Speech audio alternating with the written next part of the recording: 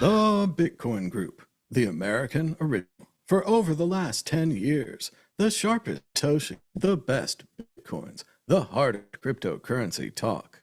We'd welcome our panelists. Victoria Jones from Satoshi's Page. Hey, good evening, everyone. Robert Allen from CoinCube. Hello, everybody. Good to be back. I'm Thomas Hunt from the World Crypto Network. Moving on, the price of Bitcoin is 65,000 even. That's $1 for 1,538 Satoshis, up around 0.75% for the day, with a high of around 65,423, a low of 64,150. Issue 1, the ColdCard hack. As at Cali BTC says on Twitter, this is worse than any previous Bitcoin exchange hack. It is arguably one of the worst things that could happen. The popular hardware wallet ColdCard had a faulty random number generator, RNG. Funds are being drained from ordinary users' hardware wallets. Read this. Users reported this to Block less than 24 hours ago that funds move out of wallets. The exploit was most likely discovered with the help of AI. Later on, it was confirmed that the random number generator had a fallback where it would generate the key off the secured device. As Bitcoin News.com reported, the ColdCard bug demo, a duplicate wallet found in 4.7 seconds. Developer John S. built a simulator to illustrate the severity of the ColdCard entropy bug. On an M1 Max Mini, it found two identical wallet seeds after generating about 1.26 million seeds, taking just 4.7 seconds. So you would get one normally after millions of seeds, but it was just taking 4 seconds. As this continued to play out this week, $111 million confirmed stolen so far in ColdCard exploit at Galaxy Research. Thanks to victim reports, we can confirm with high confidence that around 1,719 Bitcoin have been stolen from ColdCard victims so far, perhaps losses exceeding $130 million. It doesn't hurt that ColdCard was largely Bitcoin only, talked about it in the community, had all the stickers, all the other things supporting the Bitcoin only cause. Their CEO was known to mock other hardware wallets and other hacks publicly on Twitter on his account, saying that that wouldn't happen to ColdCard users. And now here we are. If they had just held with older versions of the software based on Trezor, they would have been okay. This again was an unaudited piece of software. It was, not open source, all of those things, and this is where it's led us. Victoria Jones, what do you think about the ColdCard hack? Oh, it's incredibly distressing, and my heart goes out to everyone who's lost Bitcoin as a result of it. I mean, I remember at one stage someone telling me that ColdCard was the best possible, hardware wallet you could use. Fortunately for me, it was more complicated. I prefer something like the Trezor because it's much easier and more user friendly. So I was prepared to stick with that. But I know many, I go to a lot of Bitcoin conferences, and I know many technical people recommended ColdCard above and beyond anything else like that. And so the fact that this has happened has just been a complete shock. And unfortunately, it undermines the trust in all hardware wallets because, if ColdCard was seen as the most trustworthy, how do you how do people who aren't technically savvy know what to trust these days? I think it's a huge blow to the trustworthiness of hardware wallet storage, which is one of the things that the true Bitcoin advocates recommend. Because we don't want to keep it on exchanges. But if you're not going to keep it on an exchange, then you need to have a wallet that you can trust. So I think this has been very undermining for a large part of the Bitcoin community. And, for those who've lost money through it, I feel terribly sorry for them. It's very sad. Yeah, I don't see how anyone can support people not keeping it on exchanges at this point. or not going out there and just buying some of one of the Bitcoin ETFs and holding your Bitcoin that way to expose yourself to this potential risk. When we have the quantum Bitcoin thing coming up, we have lots more AI intervention. Some kind of Bitcoin group or open source group or something went ahead and paid a bunch of tokens to the AI and found thousands more vulnerabilities. Again, I don't know the specific wallet or how bad those vulnerabilities will be, but it's pretty obvious that you need to be open source, you need to be audited. ColdCard bragged about this a lot in the community. The many podcasters were paid to recommend ColdCard, like you said, Victoria.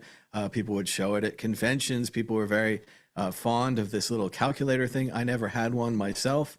The closest we got here on World Crypto Network, Max Hillebrand did several interviews with the ColdCard people and how to, but those were all in 2019 before this 2021 bug, for what it's worth.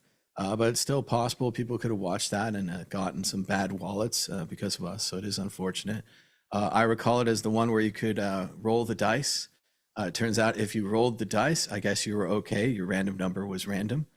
This all goes back and reminds me of the problem with the original paper wallets.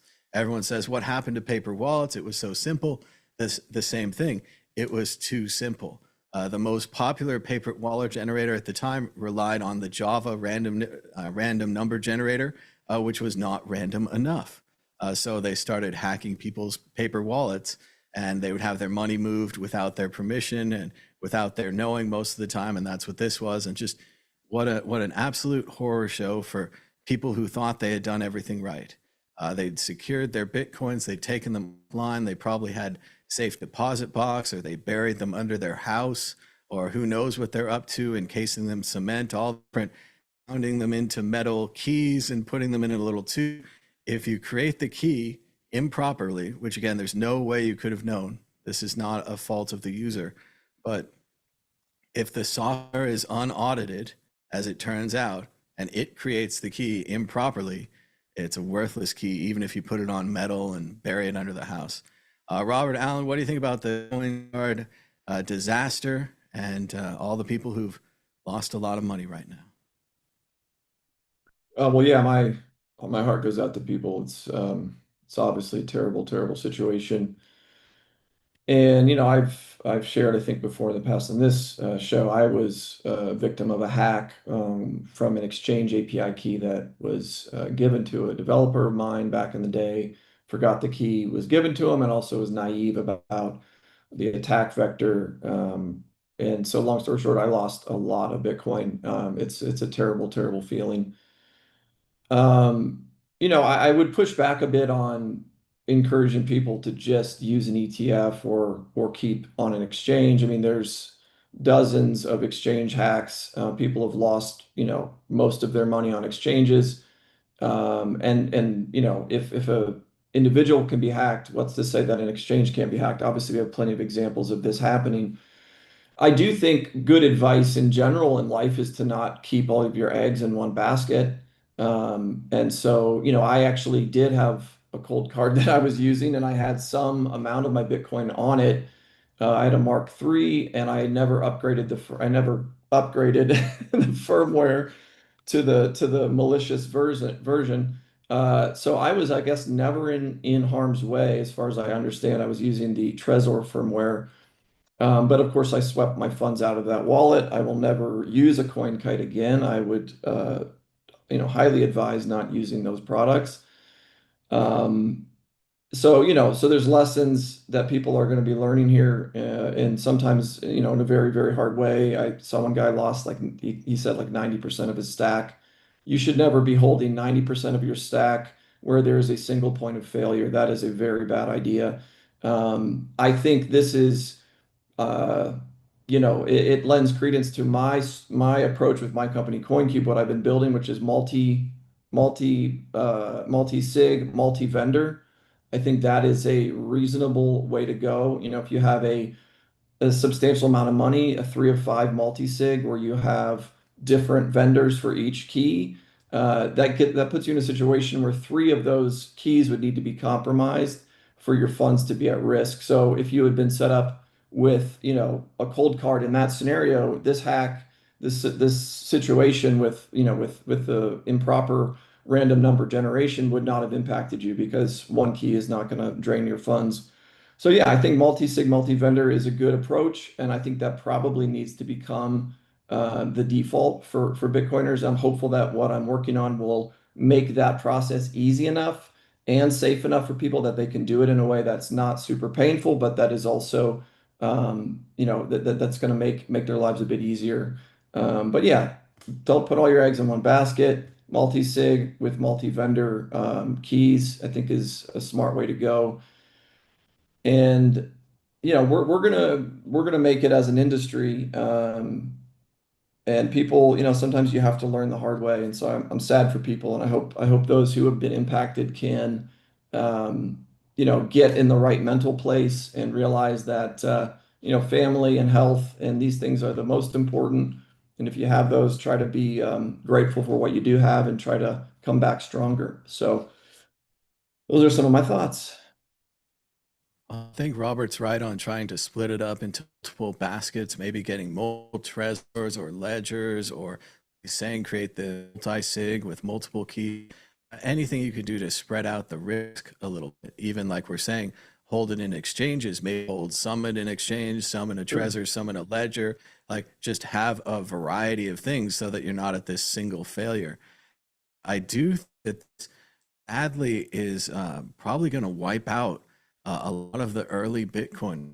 I think a lot of the early libertarian class Bitcoiners are the ones probably using these ColdCards, promoting them at conferences, promoting them on podcasts.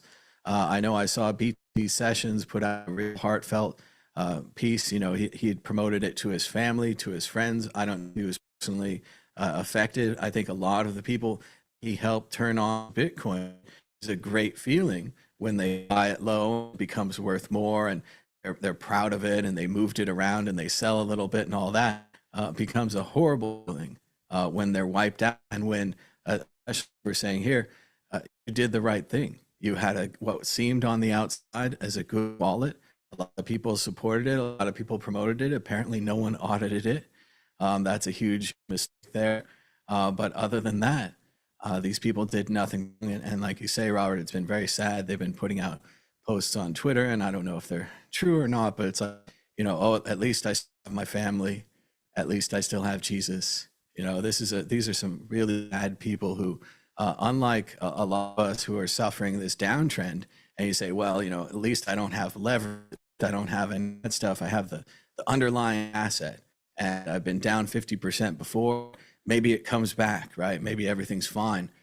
For these people, it's not going to come back. The hackers took it all. First, they took the large, they took the medium accounts, and then they came back for the small accounts. Like, they didn't stop draining this company for days.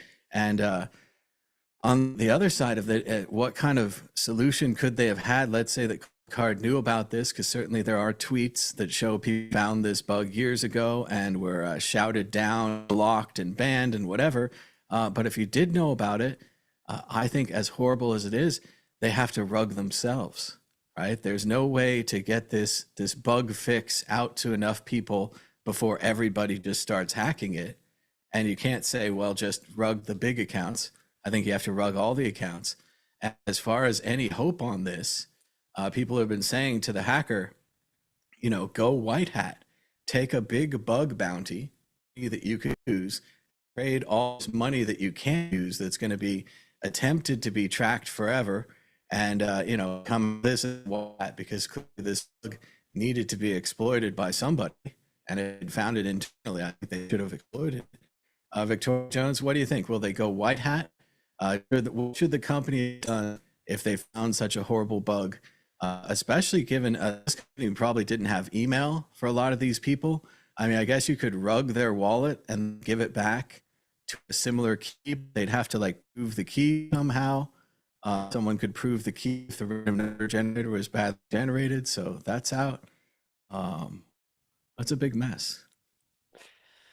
Yeah, I mean, I think it says a lot about a company, how they respond in a crisis. So when I was studying for my MBA, this was one of the things that we studied, how how a company responds in a crisis says a lot about how they're going to retain their customer base over time.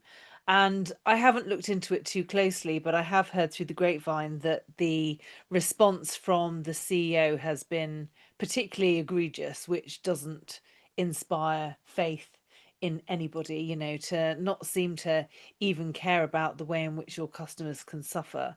Um, does it just makes you wonder about what's really been going on in that company, and whether or not the whole thing was set up in the beginning in order to disrupt Bitcoiners, which wouldn't surprise me. Bitcoin has a lot of enemies.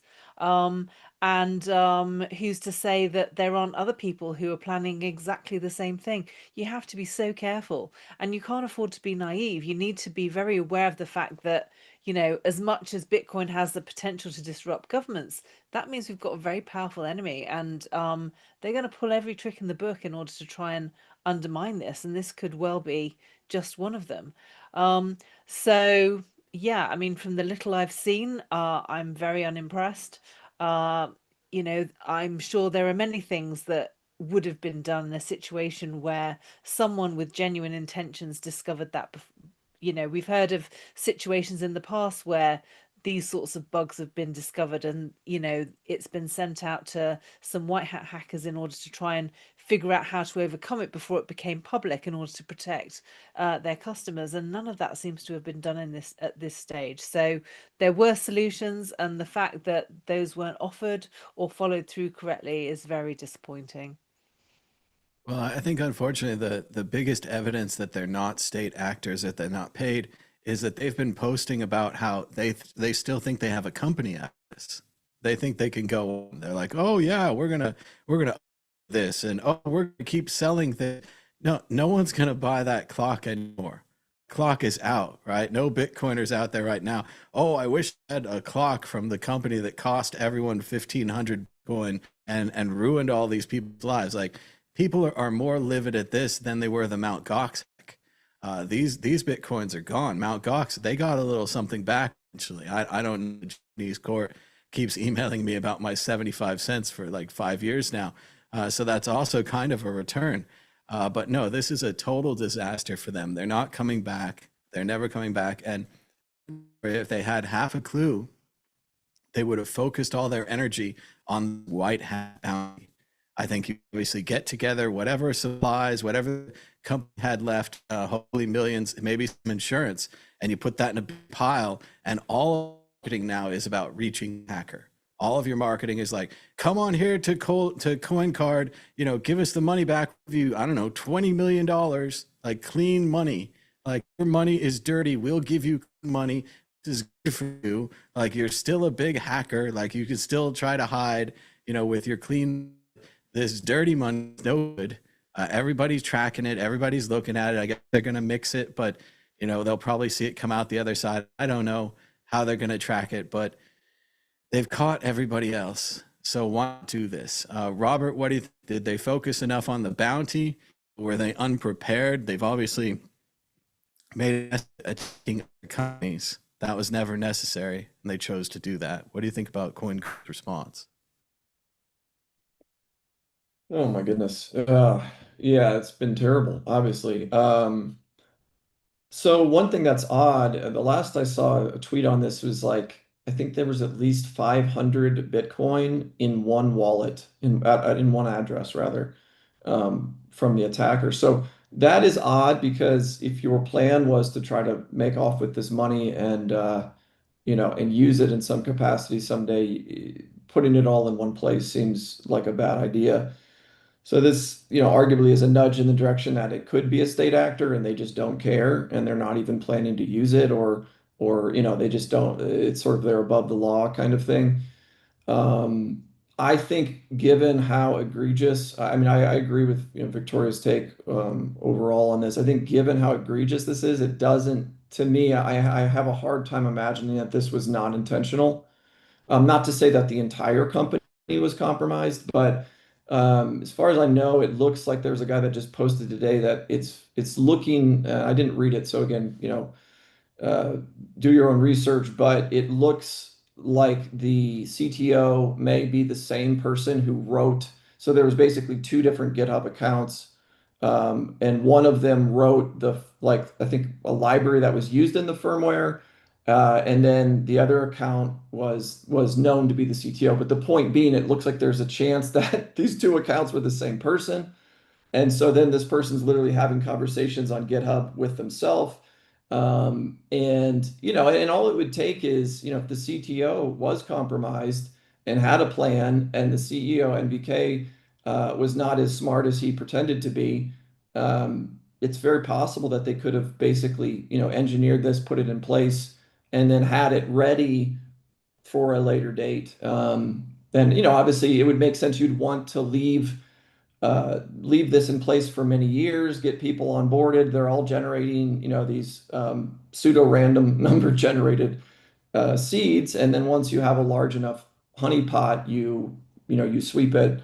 So yeah, whether that's a state actor or an individual, obviously we don't know, but I think it's possible that this could be a state level attack. And I think, yeah, again, like Victoria said, we should not be so naive to think that governments would not want to go after Bitcoin in this sort of way.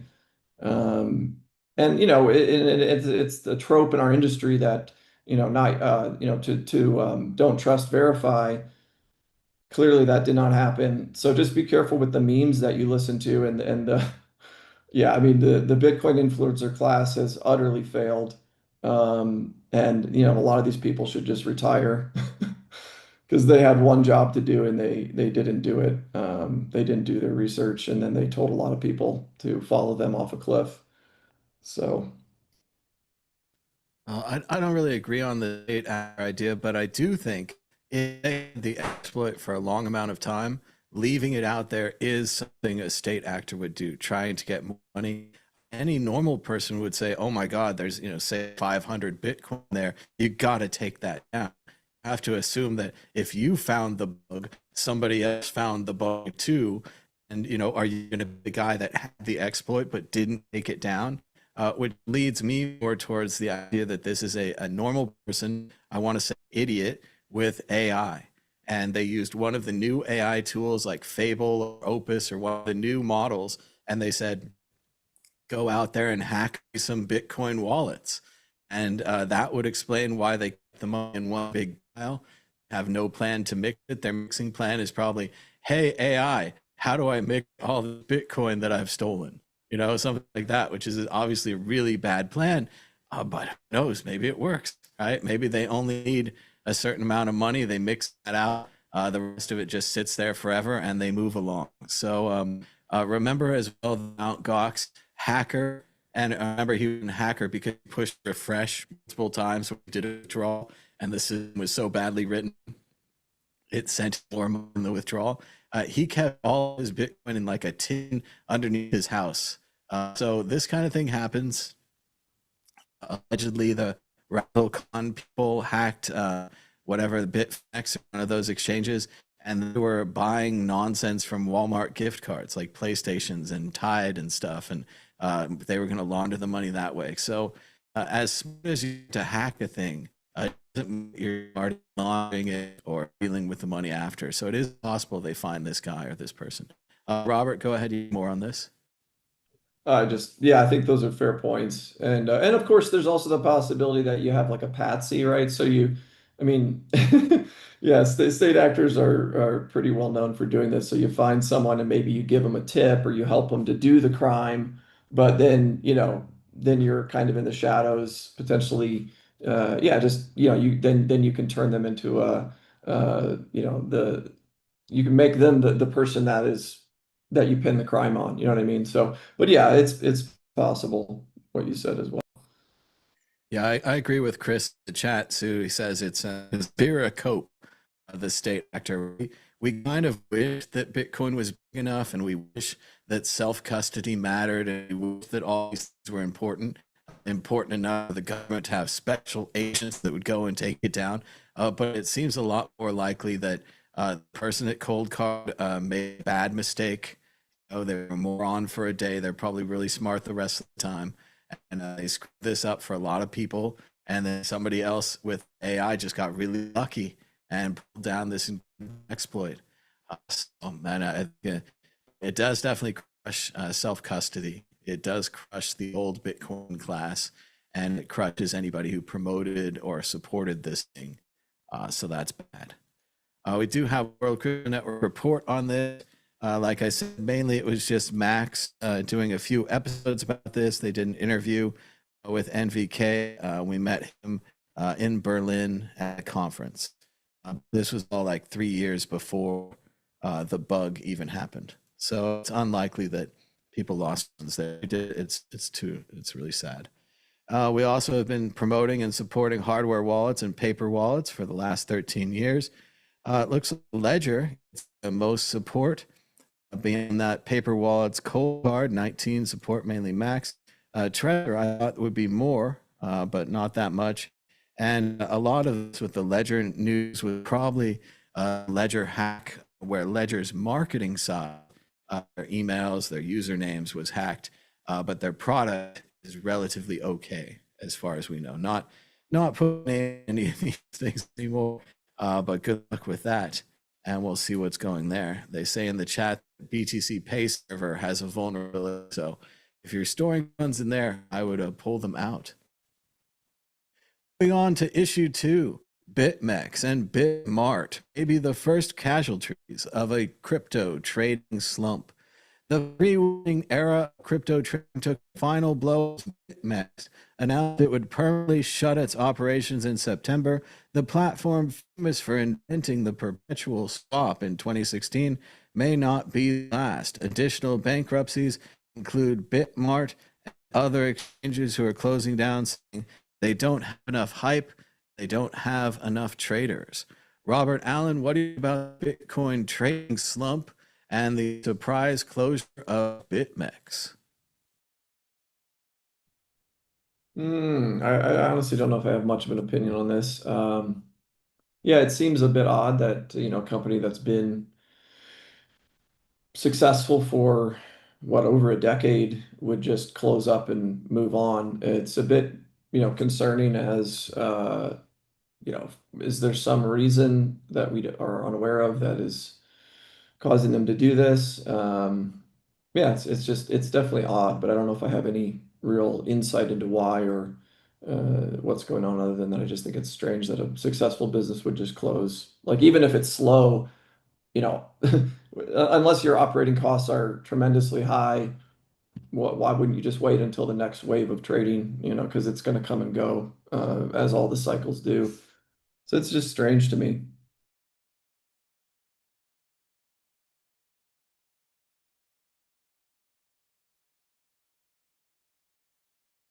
A pardon, it settles you for all crimes in the past, but not the crime you might commit in the future. So they might have decided it was a good time to get the heck Dodge.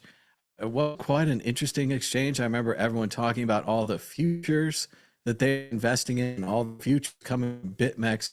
And there was a lot of talk as well that you had to use VPN to use BitMEX, or these futures weren't available in the United States. There was always kind of skirting the law going on there. I wouldn't say anything officially, but they were always that questionable exchange, and now I guess they are questionable more. Victoria Jones, what do you think? They got in and they closed in the exchange.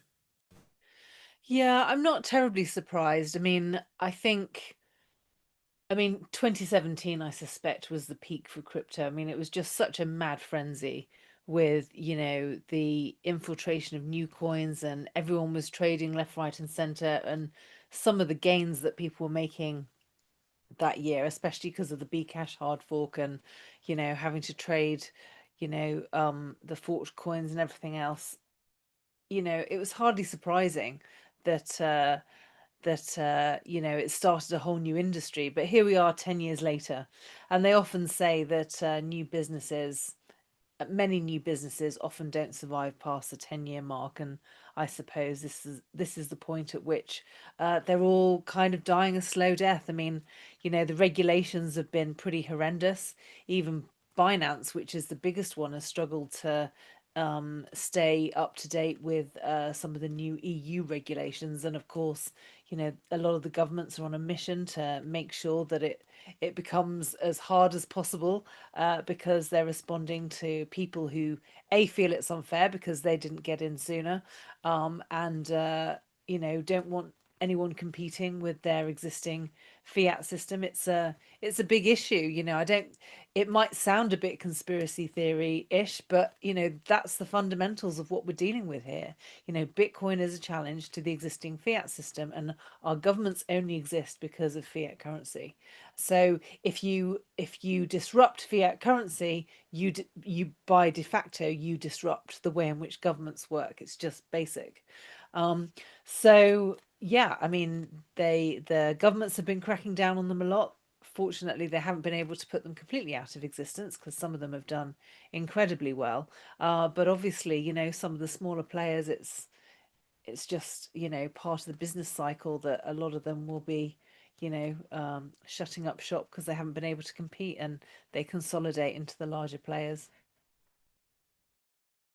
And we have seen that with a lot of the other earlier Bitcoin exchanges. Once household names, huge exchanges, something goes wrong, they change their mind, they shut down, sell off the customer list, and that's the end of that. Let's move on to the exit question, predicting against the Magic 8 Ball, the source of all truth in this and any other universe. Robert Allen, will the price of Bitcoin be higher or lower time next week? This is a really hard week because we do have the BIP 110 soft fork happening here tomorrow. I'm going to say lower. I think it'll be lower.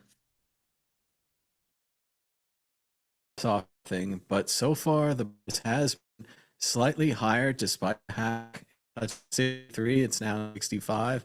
Victoria Jones, higher or lower? Yeah, I think next week could be a bit tumultuous, so I'm going to go with lower. Higher. And now we will shake the Magic 8 Ball, which can cause bubble. Will the price of Bitcoin be higher this time next week? Don't count on it. Don't count on it. The ball is negative. So there you go. Check out worldcryptonetwork.com, where we've got more than 5,027 videos, including lots of new shorts, all cut from last week's show and the week before. Check it out at worldcryptonetwork.com. Issue 3. Apple responds to lawsuit over fake Bitcoin wallet scam in App Store. Apple is facing a new lawsuit from 3 customers who allegedly lost a combined $1.8 million. This was a big story before the thing.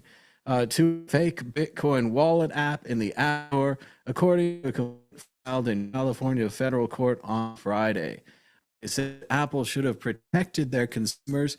It's kind of the whole point of the Apple App Store and the walled garden it created. Victoria Jones, what do you think of the Apple hack? Now totally quaint compared to the ColdCard hack, but still, should they have been protected? Is Apple liable for their customers' losses? Yeah, I mean, I was shocked by this. I mean, Apple is normally known for being very robust with their apps. So I was shocked again that they allowed something through like this. And I'm also shocked that the people who were actually affected by it. I won't name names, but one of them's quite a well-known, competent Bitcoiner. So the fact that they were fooled, I mean, the chances of the general public not being fooled is even lower. So again, I think it's incredibly negligent on the part of Apple, and it must have been a very good fake for the people mentioned to have been fooled by that. So I'm shocked, and very large amounts of money as well. So yeah, I mean, something's gone wrong there, and it needs to be fixed. I mean, I think one thing to try a Lightning wallet or wallet of Satoshi or something like that, you put like $20 in, be $100 something, or, you could lose it. You're like, oh, that was a stupid thing. Somebody put millions of dollars into this thing, or even hundreds of thousands into a wallet that you got on your phone. It's just such a bad idea. And I don't know who Victoria is talking about, the technically competent person who used it. But obviously, they should be suing. And on the other side, though, I also think that Apple should have protected their users. They're so good at banning all of these little games that take Bitcoin, anything where you can get a 10-cent reward, or there's a wallet and it looks like an MP3 player, but really it's a wallet if you push these buttons. They find all of these, but they can't find this one, which masquerades as a wallet, which seems like a bad enough idea anyway. I wouldn't think Apple would want any wallets, and then to turn into a wallet that steals keys or whatever happened in the end is like an obvious thing they should have protected against. Robert, what do you think about Apple? Should they have protected? And should these people have trusted this weird wallet? Wow. Yeah, I mean, as you said, it's pretty bizarre that anyone would download a wallet on their phone and put large amounts of Bitcoin into it. That's pretty crazy to begin with. I mean, yeah, I mean, you have a hot wallet, like how many thousands of dollars do you want to trust to your single point of failure, which is not only your phone, but the fact that you downloaded something from an app store like that. So that's really, really bad on the users. I mean, I think, more speaking more broadly, the danger of these walled gardens is that people get lulled into a false sense of security that, hey, everything is good here. I can trust whatever I get here.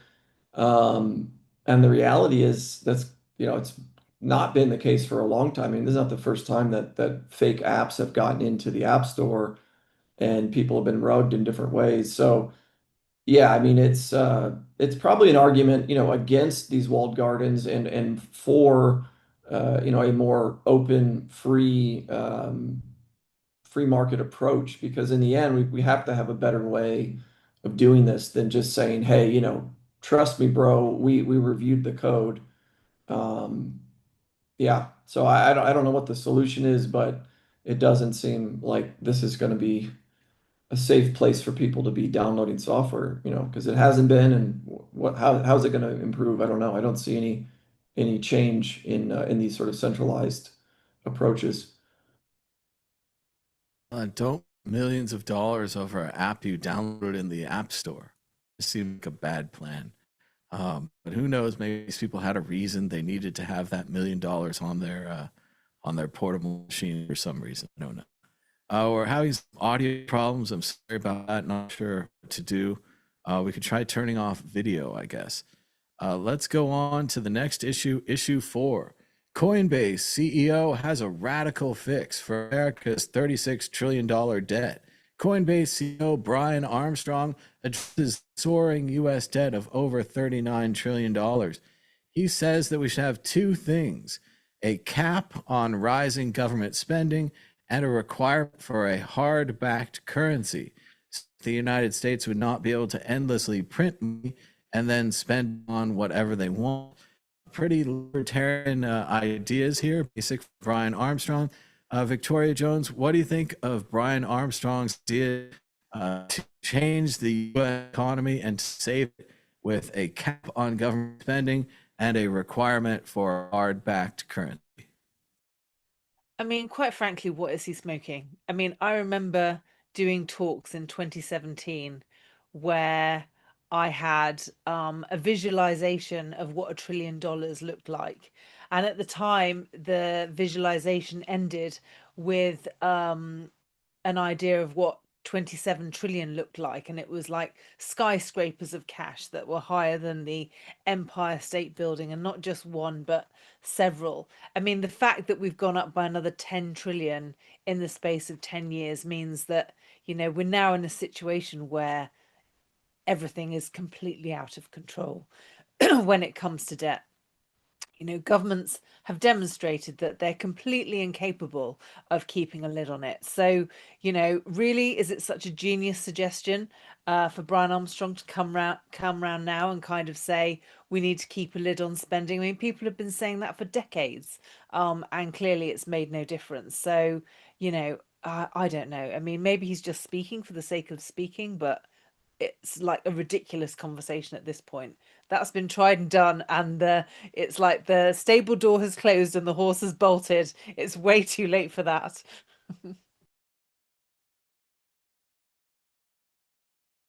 CEO of a company, you can just put out your fix for America. I could say we should get rid of the penny and we should, switch to standard time and have all in voting, those kind of things. They can just do this as a giant CEO of a company. So yeah, I agree with Victoria. I thought it was kind of a basic libertarian ideas from Brian there. Not even very technological. Like I see the headline and I'm hoping for some kind of, cyber future co-op working together dreams or something. I didn't get that. I didn't get that much for this. But I kind of appreciating him for seeing out, kind of trying something and seeing how that goes. Let's go to Robert Allen. What do you think of Brian Armstrong's libertarian fixes for the United States?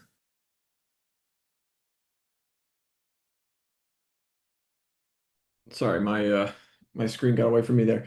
Yeah, I mean, I would say I largely agree with his ideas here. It would be great. I'm not very sanguine that it would happen ever in our lifetime, but it's great. Yeah, I mean, let's push. More people should be pushing in that direction, but I think yeah. It's probably more likely that, I don't know, the sun will turn into cheese.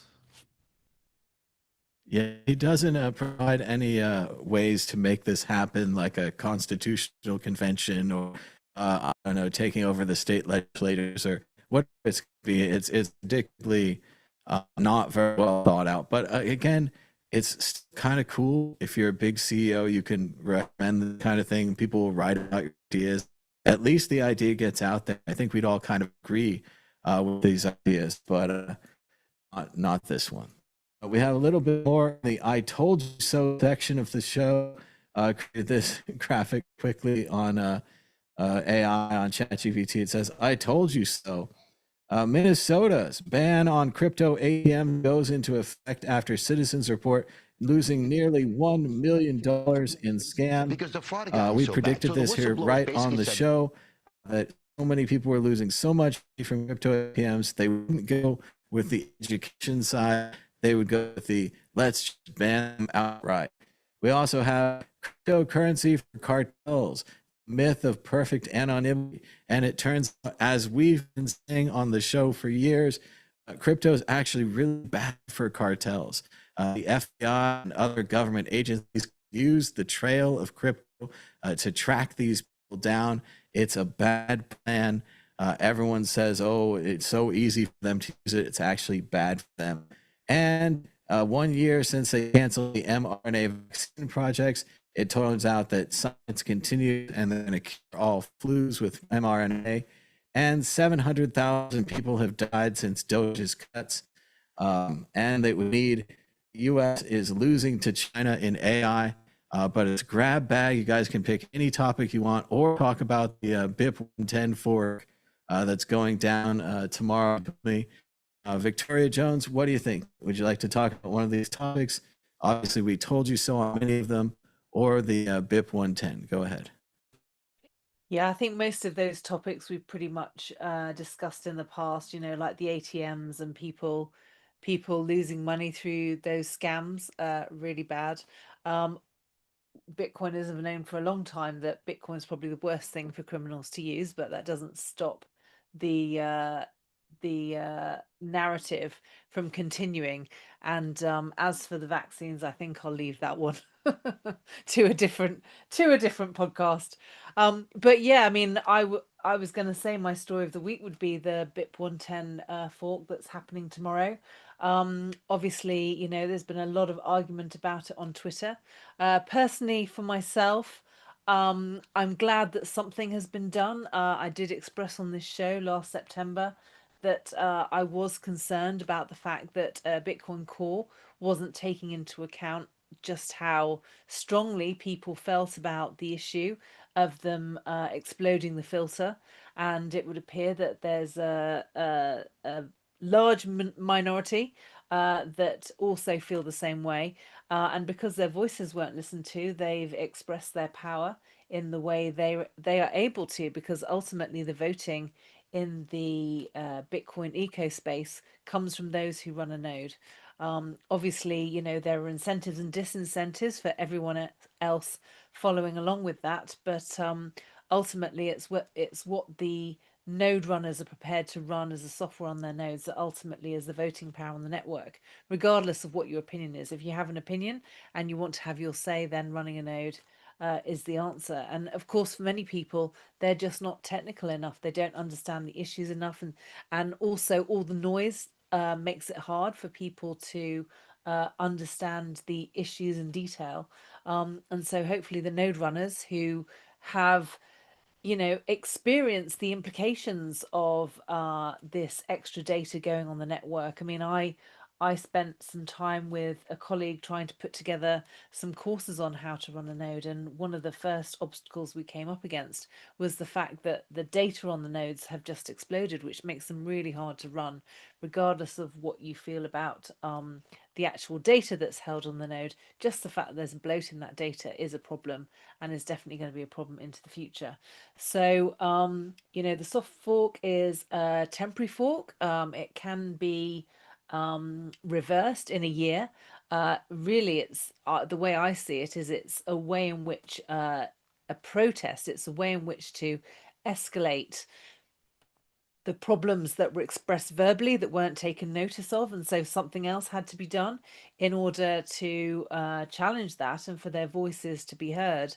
I don't think it's the ultimate solution. I still think there needs to be, an even more robust solution going forward in the future. But I think for the moment, it's probably the best solution we had, just in order to get more attention on the issue and to make sure that something is done about this, because I do think the issues are a problem. Um, uh, and yeah, I'll leave it there. Plenty more people have said even more about it, but yeah, I do support the fact that something is being done. I do think something needed to be done, and I'm glad, I'm happy with what has been proposed. We've discussed this one before. You guys, I disagree with you. I think you can already put a blockchain. They've already put text on there that's offensive to people. With NFT bugs and the inscriptions and the ordinals, they were already putting NFTs and images in there. So to have a way for them to do it that doesn't bloat the block size that we could prune off, I think is the reason that they changed it. I don't have any trust in the Nets crew, in the programmers, Luke Share, or any of the things put out. So I think this would be similar to Bitcoin 2x, where it would be a huge mistake to attract this or to turn this on, and that it'll probably crash on its own in a few months, as Bitcoin 2x did. But I'm going to let you guys talk, let you have your opinion. Robert, what do you think about the various issues? We've had the Bitcoin ATMs, which we predicted there would be a ban. Now there's a total ban in the state of Minnesota. Cartels using Bitcoin, it's anonymous, and a little bit on the things, and then the dead people. But really, you probably want to talk about Bitcoin 110 or BIP 110. What do you think, Robert, about the issues? Go ahead. Yeah, I'll jump in on BIP 110 because I think that is the most salient or timely topic. Yeah, I mean, I when I got kind of introduced to this, like a lot of people, it just seemed kind of, I don't know, like what's the point? What's all the commotion about? And I would say pretty skeptical. I mean, I even early on, like 2023 or so, I kind of got sucked into, let's make Bitcoin fun again, and I played around with some NFTs on Bitcoin, some ordinals, minted some, quote unquote. And my opinion on this has changed a lot over the last few years. I think the first wake up for me was after this had come out and was being promoted by a lot of Bitcoiners, the ordinal thing that is, we started to see that transaction fees were going very, very high in 2023 and 2024. And that was really concerning because, I've always been a Bitcoiner in the sense of I'm here for the monetary revolution. I want to see a world where people can have money that is not controlled by governments, that is fair, honest, impartial, apolitical, and so on and so forth. And so, if you can't get transactions into the network due to this other quote use case, that's a problem. And then, my thinking evolved further on that because I see now that there's this, I would say, a naive idea that, hey, the transactions will just sort themselves out because there's a fee market. And so, don't worry about it. Everyone will just pay their fees and so on and so forth. But, the problem there is if we lived in a world that had actual free markets, that perhaps could make sense. But the reality is, we have a situation where we have state actors who have essentially infinite money that they can print. And so, if they want to think adversarially and try to attack Bitcoin and they have a money printer, they can fund basically, nonsense, quote, use of the Bitcoin blockchain. And so, I think there was sort of a test run of that in 2023, 2024. And as Victoria, I think, pointed out, the amount of data on the Bitcoin blockchain ballooned since then, as well as the UTXO set. So these are things that are not, I think, they shouldn't just be, dismissed so flippantly. And so I think I see BIP 110 as an attempt to nudge Bitcoin back in the direction that I think it should be, which is that it's a monetary network. Of course, there are ways to continue to use the network to spam and to broadcast spam. But I see this as we need to signal as a community that Bitcoin is not open for business for these quote use cases that are outside of the monetary use. And in other words, and I think it's very easy to see, and I think it's easy to argue 2013, 2014, in those years, there was an antagonism from the Bitcoin community against this sort of thing. And this is why Vitalik went and created Ethereum because he wanted to do all this, all of his smart contracting stuff, and he couldn't do it with Bitcoin because the community said, "Hey, we don't want this extraneous arbitrary data," and so the community pushed him away. And so it was the social signal as much as it was the technical signal, because the bottom line is, if spammers, ordinal creators, etc see from the community that, look, we are going to make your lives difficult and we can come back with additional measures, hopefully those would be in the relay policy direction. But if you button up some of these, what I would argue clearly are attack vectors where Taproot unintentionally opened up the ability for people to use op-if and to create these unspendable transactions where they're stuffing data. That was clearly an exploit. It was not intended behavior of Taproot. So, if we can close some of these exploits, make it more difficult for these people, they will not have the VC money and people coming on, and lining up and funding these projects. And so I think that is where I see it being the necessary step. It's not perfect, end all be all. But and I would also push back and say, Luke gets a lot of flack, and I've even had exchanges with him where, he can be obtuse, he can be difficult, and he can just be flat out wrong sometimes on things. But his understanding of Bitcoin as a technology is arguably unmatched. I mean, he's been working in Bitcoin since 2011, or sorry, what am I saying? Yeah, 2011, I think, right? So, he's been around, he's been right on a lot of things. And to just dismiss him and say, oh, Knots is garbage and who cares about it? I think I think it's clearly that's a bit of a crazy thing to say, quite frankly, because you have a lot of people that have switched over, regardless of the success or failure of this BIP.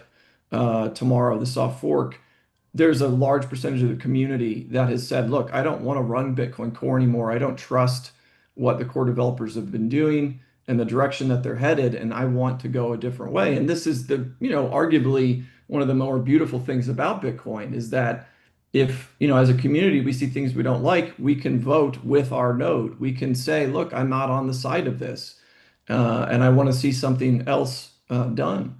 So I think it's good. I think we need to see more Bitcoiners engaged in these sorts of situations, and we need to be more involved, because if we just think, this sort of magical thinking, or like Saylor claiming, oh, Bitcoin has already won, we're going to lose, and we're going to lose in a big way. I think it's very naive to imagine that as Bitcoin grows, that it's not going to be attacked, and there's not going to be attempts to subvert it and to, corporatize it and ultimately to capture it. And so I think this is a really critical time for Bitcoiners to pay attention. And I'm not telling anyone to, think as I think, do your own research, and make a decision, but be involved, because this is a really important technology that we all are, engaging with, and it has ramifications for our families, our children, our grandchildren. And so, yeah, pay attention, get involved, run a node. I think it's really exciting to see the amount of people that have been deciding, you know what, I need to get more involved. I need to run a node. I need to, I need to be involved more in Bitcoin. And so I think that's really exciting. And it bothers me that people on the core side, one of my biggest frustrations of all has been this sort of attitude of, node runners don't matter. It doesn't matter that what you think, whatever. Just, sort of similar to the COVID narrative, which was trust the science, trust the experts. And Thomas, you and I were on opposite sides of that situation as well. And I think time has proven out that it was wise to be cautious in that scenario. And I think, again, when the dominant narrative seems to be controlled, and you've got, basically big corporations that are telling people what to believe about Bitcoin, we should step back and think a little bit more about the direction we're headed.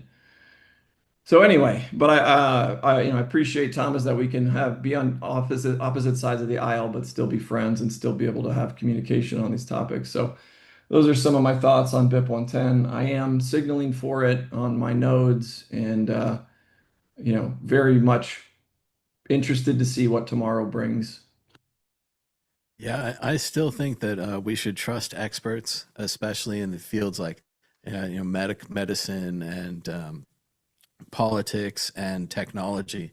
I think that the experts on this are trying to tell you that it's not a big deal, that it doesn't really matter if you signal with your node or not, and it also additionally it doesn't stop the problem. If the CSAM people are addicted to putting CSAM into all new software, and they will fill any new software, they will use the existing ordinals and inscriptions bugs or whatever to put the bad stuff in there. They've already put it in the text version that you could always put the text in. So I don't see this thing solving anything. I don't see us filtering the spam. You want, this is a good image, that's a bad image. I think that's never going to work. And again, for me to take a step back, I think that sending around the world's money is even worse than sending around the world's child porn. Like, the world's money can actually be used to buy things. So if you gave one of the CSAM people like $1 million, they could presumably buy a lot of CP and spread it around, right? Because they're addicted to doing that. I see if you give $1 million to a terrorist group, they're going to hurt people, right? As a Bitcoiner, when you're supporting this monetary network, you're already in it for all that, right? So I don't see that adding on images that are very hard to get to, that are not easy to use, is some kind of like a deal breaker or something, some kind of like a split. But we've talked about this before, and we'll talk about it again. But again, we'll see what happens tomorrow. I don't think that they have the technical chops to do this.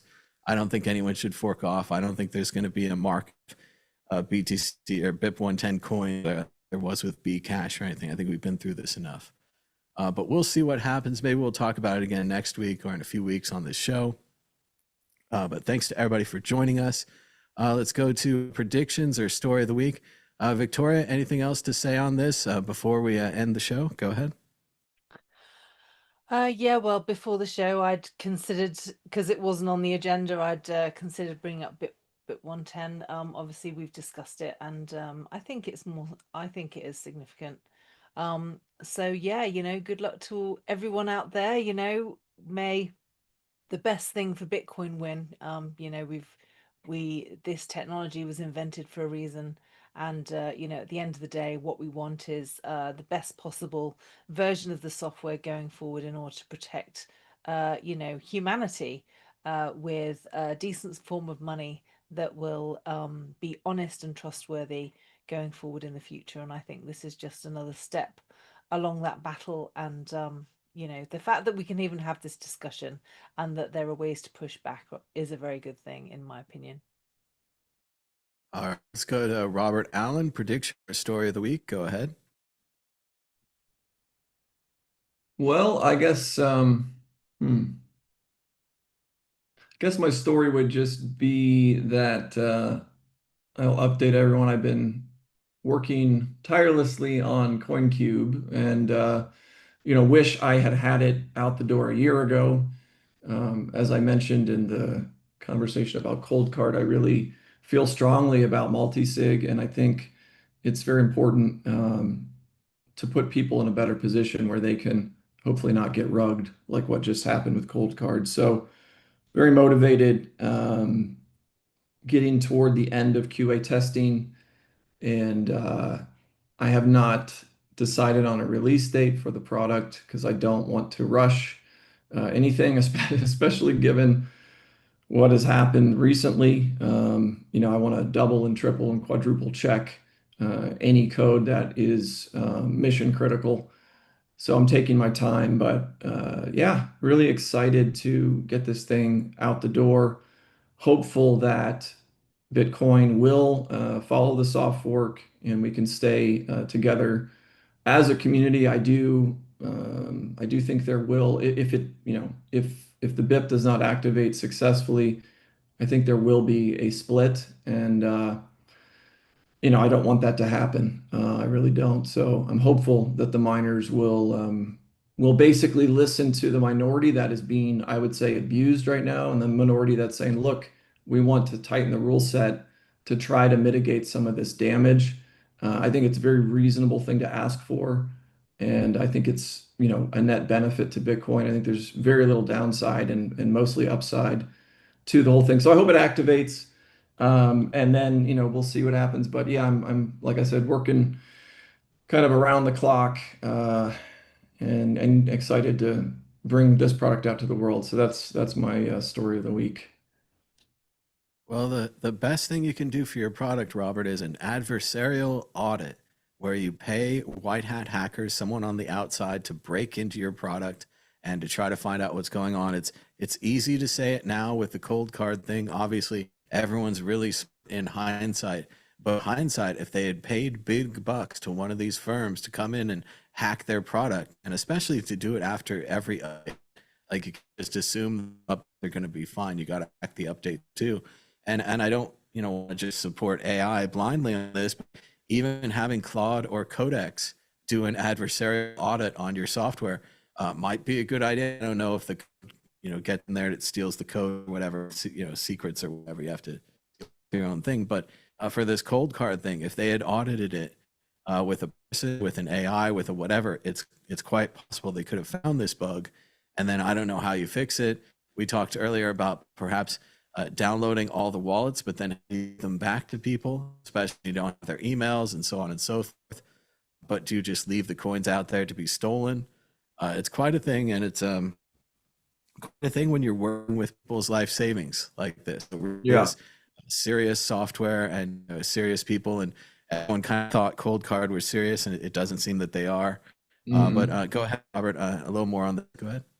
Yeah, no, thank you. Those are great thoughts. And so I have already I engaged with a security expert to do an audit earlier on with the original the vault, which is really the most important aspect of the product. That's the multi-sig wallet. So I've had one audit done, and the results of that were good. I also, the Vault product piece was forked from Liana, which is already pretty well tested product. Although, given what's happened with ColdCard, you can't really just say, oh, it's been out there and it's good. But nonetheless, I felt, that there was a bit more sanity in taking something that's been around for 4 or 5 years, and as far as I know, has never had any issues. So part of it, comes from another open source project. We'll be open sourcing both the desktop, and there's a companion mobile app that I've been building. So those will both be open sourced. I do have one, the Connect API, which is basically what kind of glues everything together. Will probably remain closed source because that's essentially the one moat, if you will, that can give me some sense of security that I built a product that can't just be outright copied.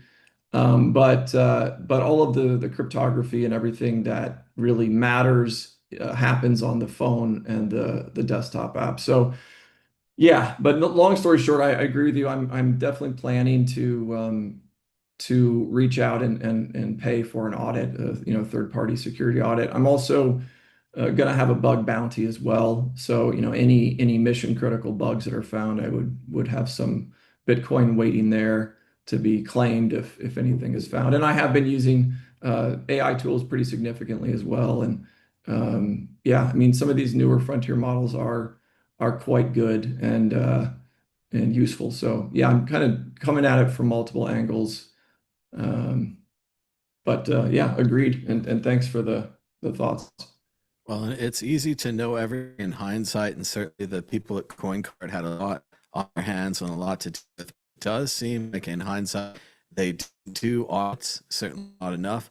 They didn't have a bug bounty like you're talking about, and they just were kind of unprepared and not looking at this attack vector, not being very careful with their updates. Like you said, people had the old version; they were surprisingly fine. It's people that created it under the new version and so forth who are it. We all have to watch for these things. There's a lot of tools, like you're saying. If you're going to open source, many people ideally will look at it. We can't guarantee that. But if it's open source, you could definitely feed it to the AI and then to the other AI, have that one look at it as well, and so on and so forth. And I think that's really what needs to be done these days.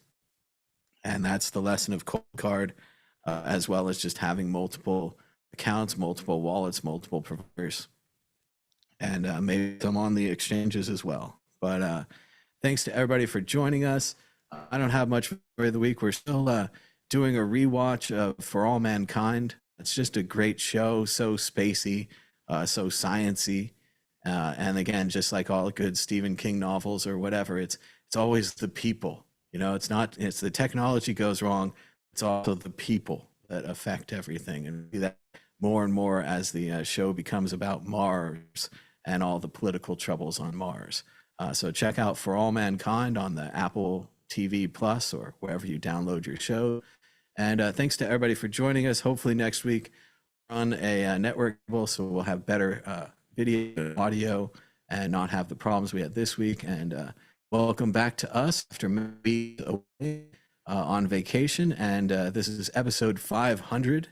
I think we've missed a few numbers here and there, so it might not be officially 500, but it is the number 500. So it's pretty cool to make it to 500 episodes. It's about 10 years or more of the show, maybe 13 years. And we're going to try to keep doing it.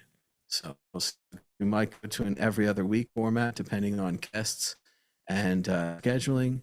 We might keep up the every week if the news does keep coming back in. It kind of slow down a little there in the summer to reuse some of the old news today, except for the BIP 110, the ColdCard issue, which of course took everyone by surprise. And I think that's it for this episode. So thanks to everyone for joining us. Until next time, bye-bye. Bye. Bye-bye. Let's see.